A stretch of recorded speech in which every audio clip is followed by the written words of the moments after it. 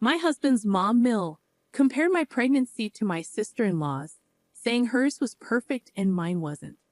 After my sister-in-law gave birth, both she and my husband stopped talking to Mill. My husband and I have been married for more than 2 years, and we've been together for 7. He's amazing, the man of my dreams, and we have a great life together. My big Mexican family loves him, and I haven't heard anyone say they don't like him. He's respectful to everyone, which is why I fell in love with him. We rarely argue, except when it comes to his mom, Mill. Mill is difficult to deal with. My husband's family is smaller than mine. Besides his parents, he has a sister who got married last year. His parents are conservative Christians from a small town, and his mom is overly protective and controlling.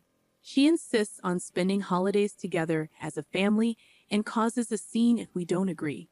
When I first met his family, his dad and I got along fine. His sister treats me like her own sister, but his mom is a different story. She says sexist things to me, like when I told him I'm a marine biologist specializing in conservation efforts for marine life. His dad thought it was awesome, but Mill didn't say anything and just frowned. Later, my husband's dad called him to say that Mill wanted him to end our relationship because she thinks I'm not good enough for her son. She believes I don't act like a woman should because I have a job. I really enjoy being a scientist, and my husband has never told me to be a housewife or choose a stereotypically feminine job. If he had, we probably wouldn't be together. But apparently, that's what his mother, Mill, thought he needed.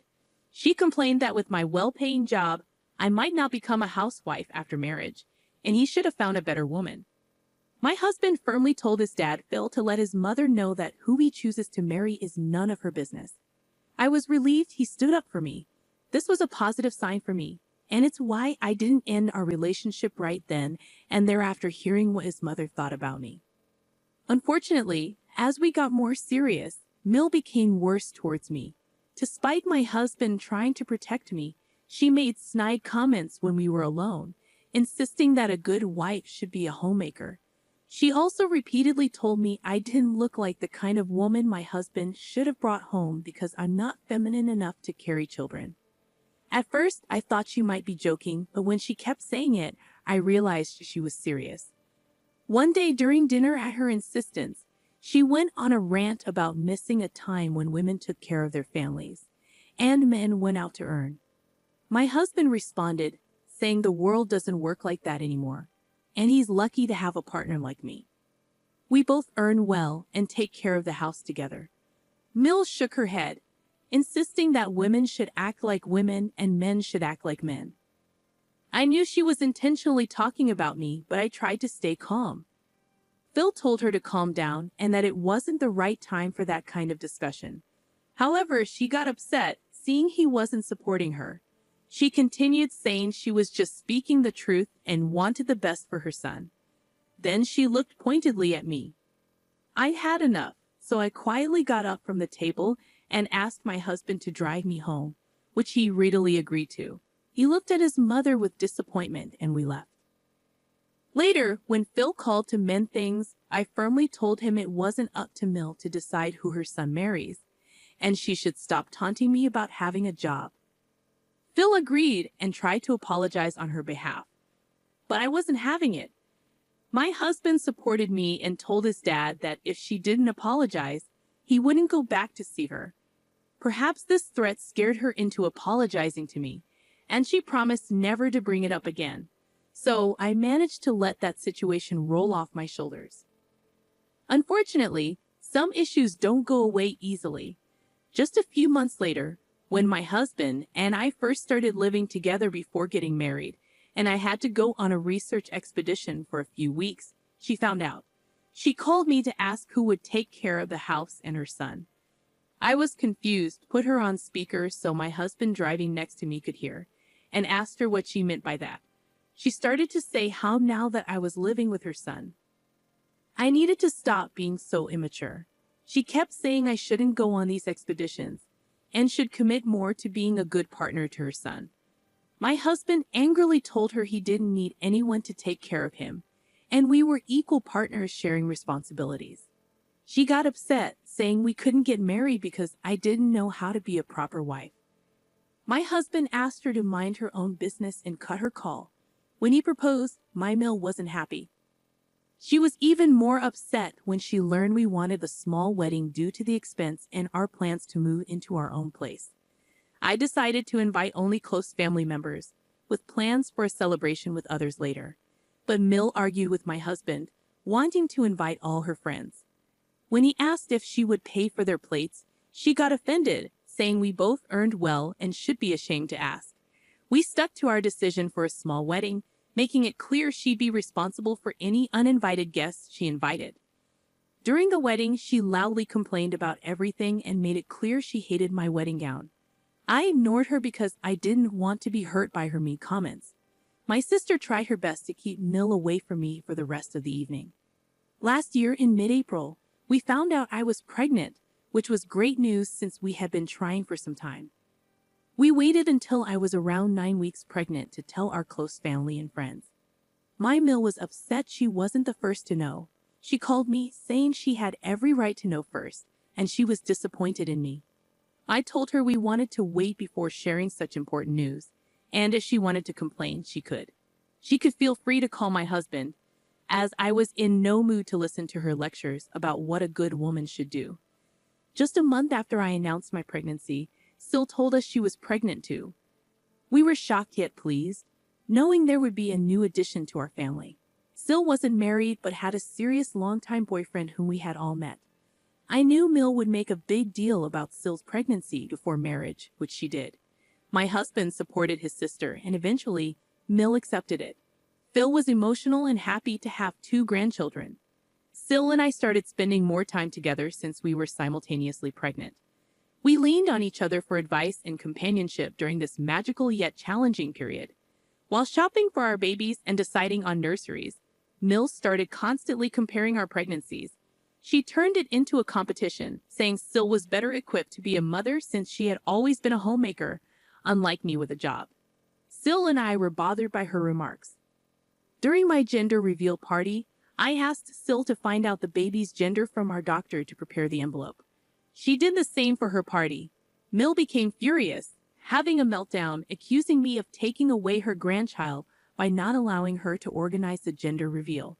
She insisted my husband should put his foot down so she could be more involved. My husband didn't like how she was speaking to me, so he told her to leave or be permanently cut off from our grandchild's life. She made a scene, crying and insisting she wanted the best for her grandchild, but eventually left. Later, Phil and Sil called concerned about her behavior. We had to explain everything. Sil was shocked and urged me to rest, given the stressful situation. I was distressed after my Mill's screaming episode during Christmas. My husband told her we wouldn't be coming because I couldn't travel long distances due to my condition. She got upset, accusing him of straying away from the family, and hung up when he refused to change his decision.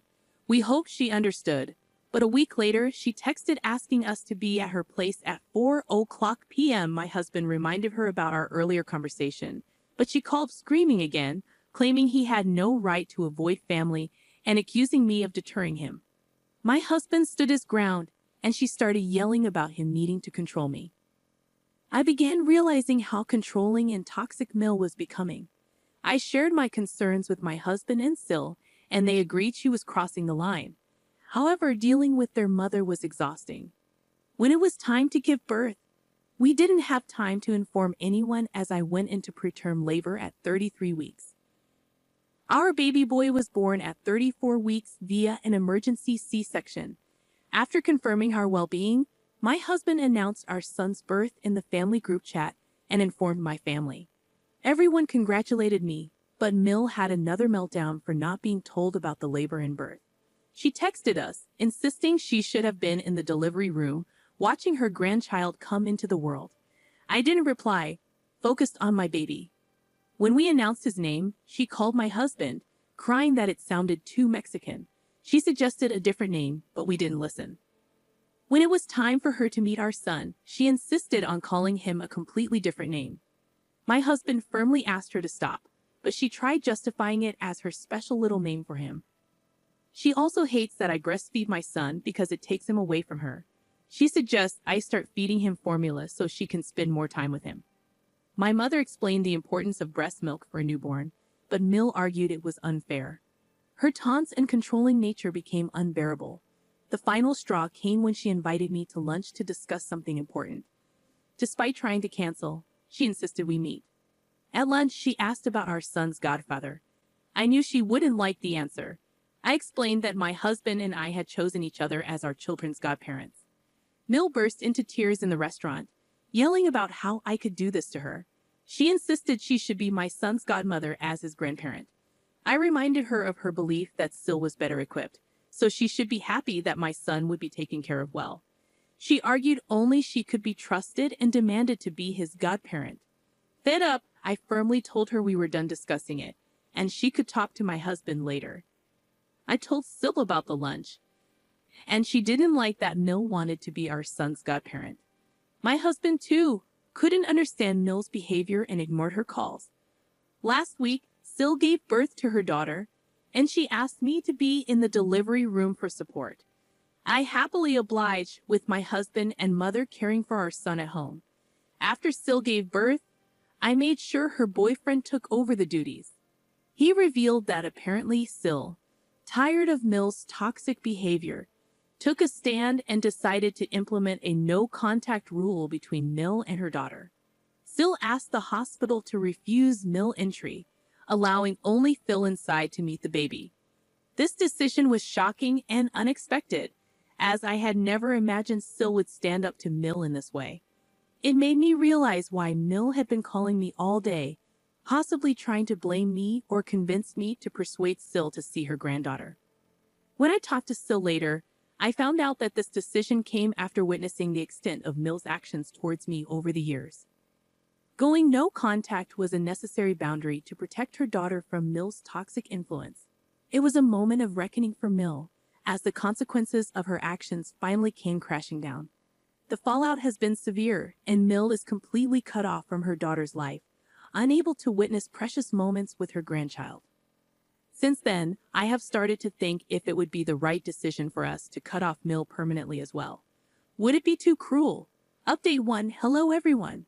First off, I want to thank you all for your kind words and advice. It means a lot to me. My husband and I have not had any contact with Mill since we found out that Sil has cut her off. She continues to call us, but we ignore them. After discussing with my husband, we agreed that for our mental peace, it would be better to cut her out permanently, as there is no guarantee she won't behave the same way with our son. Everyone asking why we waited so long. My husband grew up in this toxic environment and didn't fully realize how wrong it was until his mother started misbehaving with me. He has always supported and protected me, but his mother is just too much to handle. We set up a group video call with his sister and Phil, where we discussed our decision, and they are on our side. Now we just need to inform Mill about our decision. Update 2. If you're itching for an update, sit down. It's a bit long. My husband decided to call his mother and tell her about our decision yesterday evening. When she first picked up the call, she started screaming at him about how long it had been since he talked with her, and that she wanted to meet our son immediately. My husband remained quiet, and until she was done with her demands, and then gently let her know how she was right, and that he needed to step up and be more of a man. Mill immediately agreed, saying this is what she had wanted from him all along. But my husband interrupted her, stating as a man of our family, he had decided to cut her off from us permanently to protect us from her toxic ideology and drama. Mill was dumbfounded at first, perhaps trying to process what he had just spoken. When she understood the severity of our decision, she started saying she was coming over to meet us and that nothing could stop her from meeting her grandson. My husband immediately warned her that we wouldn't let her in, and we would call the police on her for trespassing on our property. She then started screaming, claiming it was probably my decision and that I was tearing the family apart. My husband told her to think whatever she wanted, but he was done with her. She continued to scream, saying this is why he should have never married a woman like me and that she knew I was bad news all along. Naturally, my husband got angry. He reminded her that we were not the only ones cutting off contact, and Sil has done the same thing. So the issue is clearly her, and she needs to start accepting that. Mill, as usual, kept arguing back, claiming I had polluted the minds of everyone and successfully taken her children away from her. Exasperated, my husband told her if she wanted to blame someone, she should blame herself for being bitter and racist. He said everyone was just done with her, and she needed to come to terms with her own actions. This shut my Mill up, and he blocked her after their conversation. I have done the same. I've also informed my family about the situation and not to pick up Mill's calls for now. I feel bad for my husband and Sil for not having a supportive mother, but I'm also glad that I won't ever have to go through such shitty situations ever again. Update 3. It's been 2 months since my last update, and I'm happy to share that our son is doing well. S and I continue to remain close, meeting regularly for playdates with our babies. It's adorable to see how they are bonding, and I hope they continue to be each other's best friends as they grow up. Another happy update is that Sil is finally getting married to her baby daddy, as we all knew she would. Now, onto the main update. We continue to have no contact with Mill. For those concerned about our safety, don't worry, we have cameras installed everywhere, and we changed our locks. There's no way Mill can disturb us. I doubt she will ever confront us publicly, since many people know exactly why we cut her off, and she must be embarrassed. After we cut off all contact, she did try to persuade Phil to talk with us, but he refused and let her know he was getting sick of her too. I guess when her own husband told her this, it might have finally made her think. A few weeks later, she asked Phil to tell us how sorry she was for everything she had done to me. I doubt she genuinely feels apologetic, which is why we continue to not talk with her. Until today, Phil and my family continue to visit us and bond with our grandchild, which is how it's going to be in the near future.